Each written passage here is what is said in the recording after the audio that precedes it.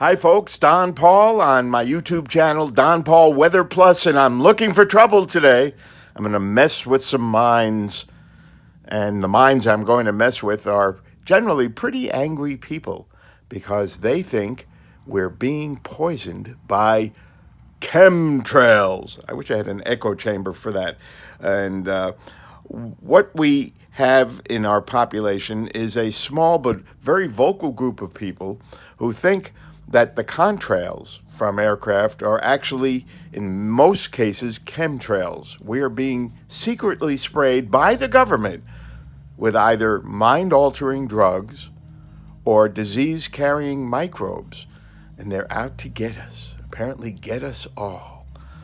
We'll get to what contrails are in just a second, but you would think that thinking people, which may not include a large part of the chemtrail believer crowd, would wonder, how do these conspiracy government people do down here on the earth?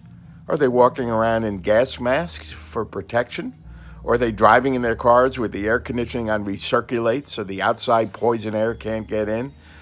That, in all the criticisms I've seen of conspiracy meteorologists like me, and by the way, all of my colleagues, when we debunk chemtrails, do draw some criticism from the chemtrail crowd.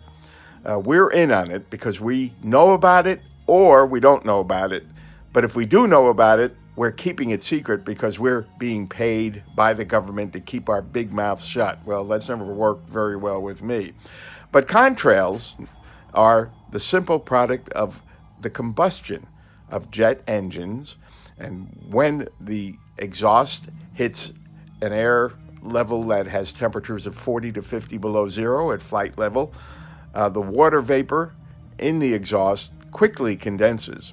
And along with the water vapor, there are a few unburned hydrocarbons from the fuel which did not combust, a lot of carbon dioxide from the combustion product of the fossil fuels, some carbon monoxide, and that's about it.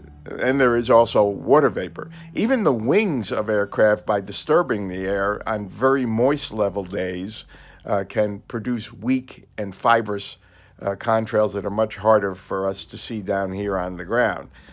So we jump from that to the idea that a lot of the conspiracy thinkers have. Well, if you're so smart, how come these chemtrails stay up there for so long? On some days, they spread out and cover the whole damn sky. I can say damn because this is my damn YouTube channel. Well, if the air level is on a particularly moist day, the water vapor doesn't evaporate, and the contrails will spread out just like ice crystal clouds at that altitude. We call cirrus clouds. I believe many of you have heard that word. So they hang out and they spread out, and they can, in fact, form a fibrous layer of ice crystals that create a dimming of the sun, and any dimming of the sun can actually produce a little bit of cooling down on the ground. Right now, as I record this, the clouds have been thickening up ahead of a warm front, and we're getting some real dimming of the clouds here at noon on Tuesday. But that's all contrails are. They've actually improved in air quality over the years because I'm old enough to remember the early Boeing, nothing against Boeing on this matter anyway, Boeing 707s and the DC-8s and B-52 bombers would have smoky exhaust. Eventually, the smoke would dissipate, but the water vapor would stay up there as it does now. And now the fuels are combusted much more efficiently, and so there's much less in the way of smoke, the visible hydrocarbons in the trail. Now, I wrote an article a year ago, May, about chemtrails, and did draw some criticism. One of the criticisms had been removed because the language was rather unfortunate, a very angry fellow. Here's a fellow who actually uses the English language very well, but he debunked my debunking. And he said if what I said was the case, every single aircraft flying over a given area would show the same trails. But we see some with no trails, meaning your conditions are irrelevant. Well, no, you don't. You sometimes have days where the air is so dry that the contrails, I almost said chemtrails, dissipate very quickly or barely develop. There's just not a whole lot of water vapor without quick dispersion. He says coal fly ash has been found to be the component of these aerosols, and in the particulated aerosol, we find, who's we, high levels of aluminum, barium, radioactive strontium, and that all increases rains and floods, which are a natural reaction to the imbalances.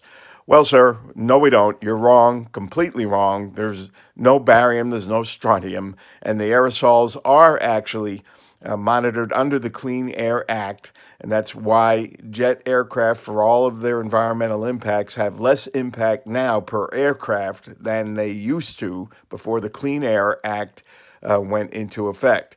He does advocate planting trees and reforestation on a grand scale, which he says will return ozone levels naturally. Well, that would be a good idea. They don't have a whole lot to do with ozone, but trees and forests do absorb carbon dioxide, and that's a good thing. So I leave you with this. If you don't hear from me again, one of these chemtrail people found me, and he was very angry. Well, we'll move on to meteorological matters. Again, I'm certain in my next near coming YouTube video here on Don Paul Weather Plus. And please, please, the only thing that will keep this channel going is subscriptions. They're free, of course. But if you're new to YouTube and the subscribe button, it's under the video. Please hit it and subscribe. That's what'll keep me going with whatever it is I go with. Have a great day, and I shall talk to you very soon.